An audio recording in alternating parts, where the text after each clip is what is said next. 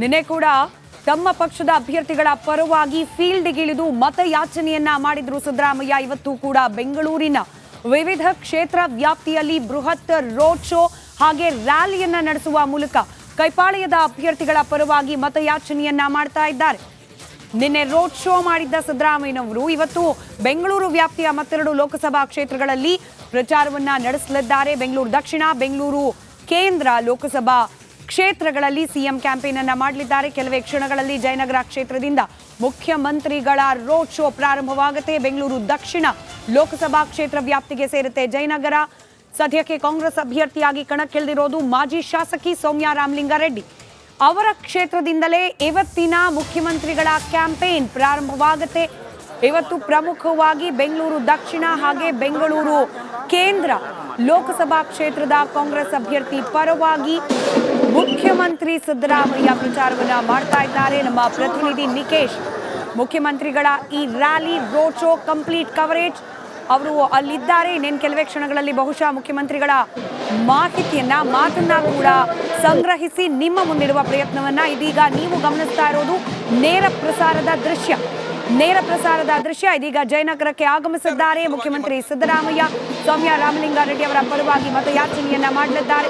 ನಮ್ಮ ಪ್ರತಿನಿಧಿ ನಿಕೇಶ್ ಸಾಧ್ಯವಾದರೆ ಸಿದ್ದರಾಮಯ್ಯ ಅವರನ್ನ ಮಾತನಾಡುವ ಪ್ರಯತ್ನ ಕೂಡ ಮಾಡ್ತಾರೆ.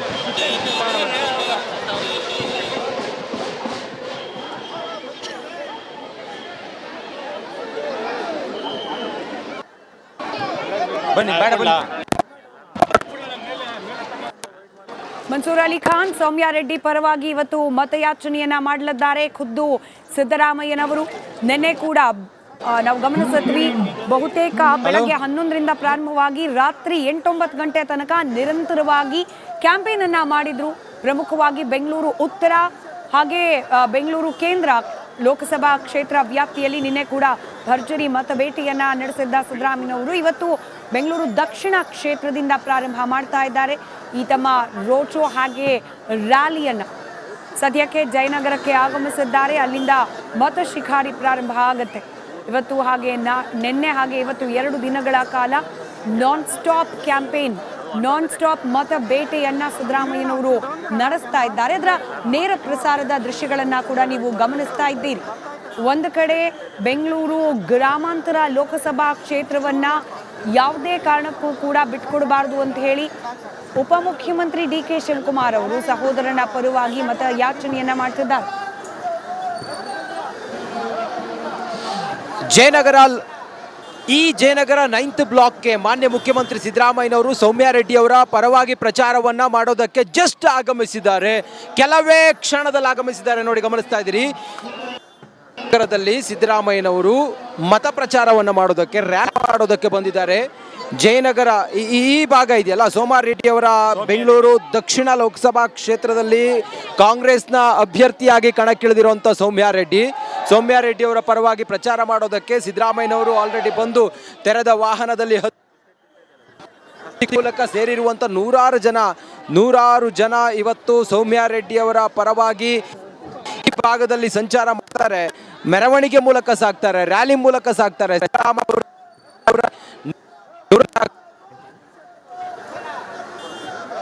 ಸಿದ್ದರಾಮಯ್ಯನವರಿಗೆ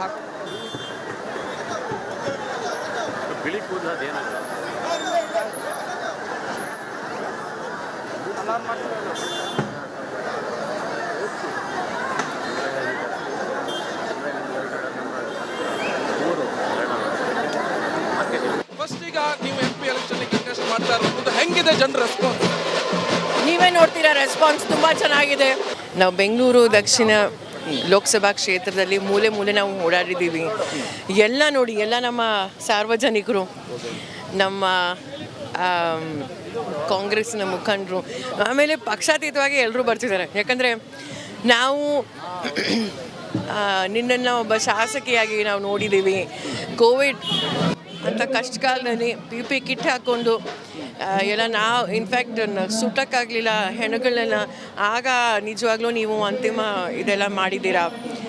ಈಗ ಶಕ್ತಿ ಮೀರಿ ಇನ್ಫ್ಯಾಕ್ಟ್ ನೀವು ಕೆಲಸ ಮಾಡಿದ್ರಿ, ಒಬ್ಬ ಶಾಸಕಿಯಾಗಿ ಆಪೋಸಿಷನಲ್ಲಿ ಇದ್ಕೊಂಡು ಸಹ ಪ್ರೊಟೆಸ್ಟ್ ಮಾಡಿದ್ರಿ, ಏನು ಅನ್ಯಾಯ ಆಗ್ತಿದ್ರು, ನಮಗೇನು ಸಂಶಯ ಇಲ್ಲ. ನೀವು ಒಬ್ಬ ಸಂಸದರಾದರೆ, ಒಬ್ಬ MP ಆದರೆ ನೀವು ನಮ್ಮ ಕನ್ನಡಿಗರ ಧ್ವನಿಯಾಗಿರ್ತೀರಾ ಅಂತ. ಸೊ ಹಾಗಾಗಿ ಇಲ್ಲೇ ಅಲ್ಲ, ಇಡೀ ರಾಜ್ಯದಲ್ಲಿ ಕಾಂಗ್ರೆಸ್ನ ಅಲೆ ಅಂತ ಇದೆ ಅಂತ ಹೇಳಿದ್ರೆ ತಪ್ಪಾಗಲಾರದು. ಓಕೆ, ಈಗ ಜನರಿಗೆ ಏನು ಭರವಸೆ ಕೊಡ್ತಾರೆ? ಈಗ ಒಂದು ನಿಮ್ದು ಕಾಂಗ್ರೆಸ್ ಗ್ಯಾರಂಟಿ ಇದೆ, ಇನ್ನೊಂದು ಅಭಿವೃದ್ಧಿ ಅಂತ ಹೇಳ್ತಾರೆ. ಈಗ BJP ಹೇಳ್ತಾರೆ ಏನು ಅಭಿವೃದ್ಧಿ ಏನು ಮಾಡಲಿಲ್ಲ, ಬರೀ ಬೋಗಸ್ ಗ್ಯಾರಂಟಿಗಳನ್ನು ಕೊಟ್ಟಿದ್ರು ಅಂತ ಹೇಳಿ ಜನರಿಗೆ ಏನು ಭರವಸೆ ಕೊಡ್ತಾರೆ? BJP ಅವರಿಗೆ ಸುಳ್ಳು ಹೇಳಿ ಹೇಳಿ ಅಭ್ಯಾಸ ಆಗೋಗಿದೆ. ಅವರು 5 ವರ್ಷ ಹಿಂದೆ ಅವ್ರಿಗೆ ವೋಟ್ ಹಾಕಿದ್ರು. ಪಾಪ ಅವ್ರಿಗೆ ಇಲ್ಲಿ ಜನ ವೋಟ್ ಹಾಕಿದ್ದಾರೆ ಅಂತಲೇ ಮರ್ತೋಗಿದ್ರು. ಇಲ್ಲಿ ಹಾಲಿ ಸಂಸದರು BJP ಅಭ್ಯರ್ಥಿ 4.5 ವರ್ಷ ಆದಮೇಲೆ ವಾಪಸ್ ಬಂದಿದ್ದಾರೆ. ಸೊ ಪಾಪ ಅವ್ರ ಮೇಲೆ ತಪ್ಪು ತಿಳ್ಕೊಬೇಡಿ, ಯಾಕಂದರೆ ಅವ್ರಿಗೆ ಸುಳ್ಳು ಹೇಳಿ ಹೇಳಿ ಅಭ್ಯಾಸ ಆಗೋಗಿದೆ.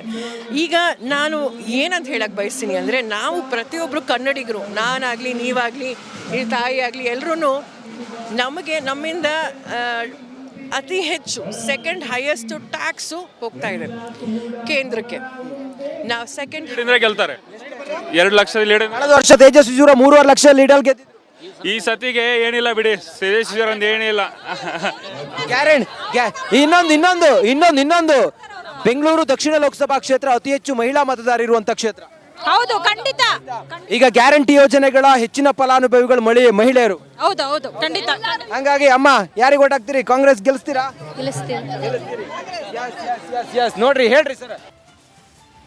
ಸೌಮ್ಯ ರೆಡ್ಡಿ ಅವರು ವಿದೇಶದಲ್ಲಿ ವ್ಯಾಸಂಗ ಮಾಡಿ ಪದವೀಧರರು, ಪರಿಸರವಾದಿಗಳವರು, ಪ್ರಾಣಿ ಬಗ್ಗೆ ವಿಶೇಷವಾದಂಥ ಕಾಳಜಿ ಇರುವಂಥ ಒಂದು ವ್ಯಕ್ತಿ ಅಲ್ಲ ಅವರು, ಮಹಿಳಾ ಶಕ್ತಿ ಸೌಮ್ಯ ರೆಡ್ಡಿ.